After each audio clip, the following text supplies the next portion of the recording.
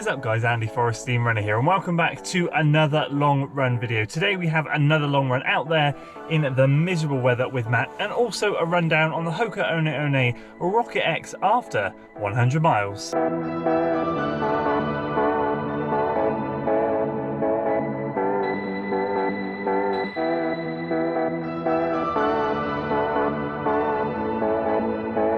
Alright, so we are ready to rock and roll. Rocked up here at Speech House. You can't see it, you can't hear it very well, but it is absolutely hammering down. Hence why I've got a nice big tent of a jacket on and a hat to keep me keep the eyes clear. But overall, looking forward to today. Haven't run that much this week. Obviously you saw the 9 mile tempo run.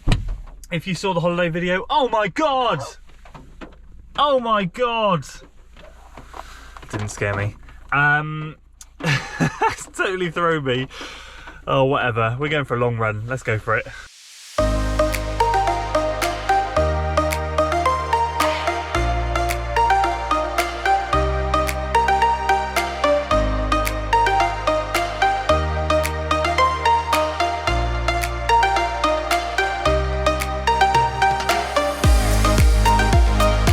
So this is where dreams are made, out here on the trails in the pouring rain. It's not raining anymore. Lying to the fan. It's not now. It has been, and we are soaked. But it has brightened up a little bit. So we're out here. We are 6.2 miles in, and he spoke. He just spoke. So we're going to ask him a question. Wait? Yeah, we are. Okay. So after your ultra, and then the infamous Berlin and London double that you've done, how has recovery been and how is training going? Yeah, really good actually. Recovered pretty well and training is picking up nicely. Did a really tasty 30k in a week and I'm feeling pretty fit. There we go. So we're obviously not talking about goals and anything like that, or goal races, because that's, as I said last week, going to come up on probably on both of our channels and Matt's Instagram and all of that jazz at some point. But for now it's just about getting into the winter groove, getting some of these longer runs in. It's going to be about an hour 50 today, so nothing too much, but it will do me perfectly, just coming off holiday week last week, and do him perfectly after his big 30k effort in the week. So just banking some more solid miles. He's got some more miles to do tomorrow, and hopefully get him a good solid week and set me back up on track nicely for next week.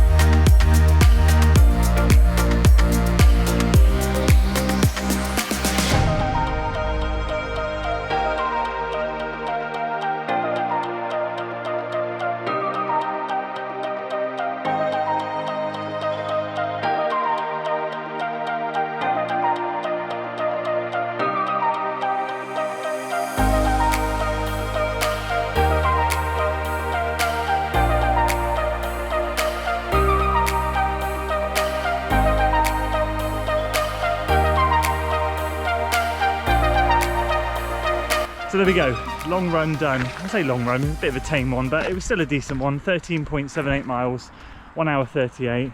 To be honest with you, all that holiday food has made my guts a little bit, and they started to drop at the end there, and I thought to myself, do I dip into the woods and do what I need to do for another half an hour worth of running, or just bank this and move on to next week? So I thought, yeah, I'll just do that. I'll go home and let this man... Toilet troubles have stopped play.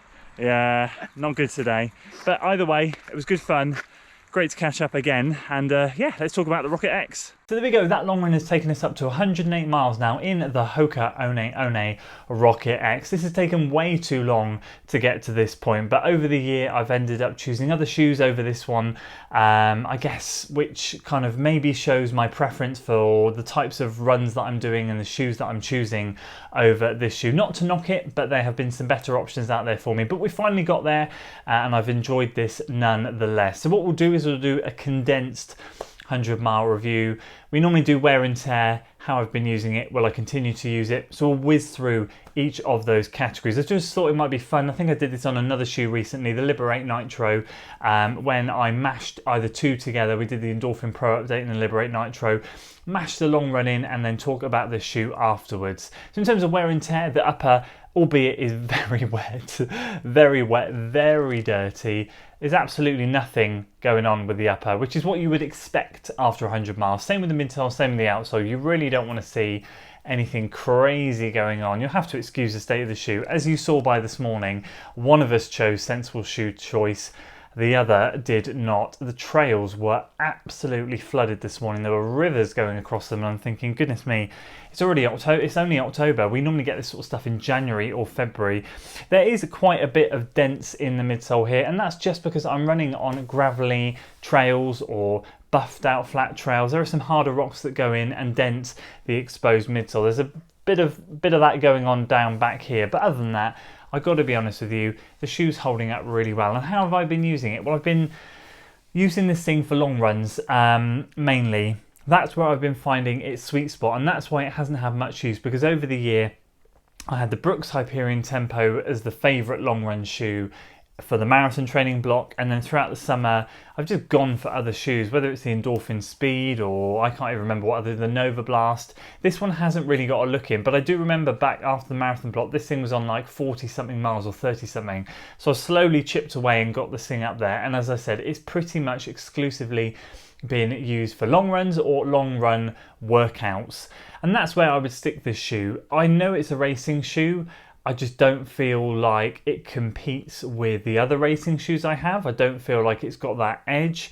Yes, it's super comfy. Yes, I would recommend it. And it's a great, what I would class as almost an entry-level carbon-plated shoe. I ran my first carbon-plated shoe was the Carbon X version 1, and it was brilliant. But when I can look back and compare it to the next percent, I got to be honest with you, there's no sort of, or the Endorphin Pro, there is no comparison in terms of when you slip a shoe on for a race. Those two shoes are well above and beyond what Hoka are producing at the moment. And the same goes for the Carbon X2. That's another shoe that hasn't got past 40 miles at the moment.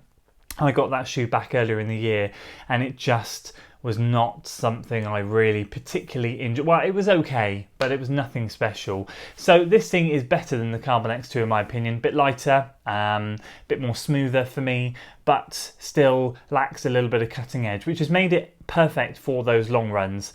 And that's where it's shone. The only problem I have now, answering the question of will I use this shoe moving forward, is probably not at the moment. And the reason being is not because there's any issue with the midsole compressing too much like Hokas tend to do too early or anything like that, but I have been experiencing now on the last 3 long runs that I've done in this shoe some Achilles pain in my left foot.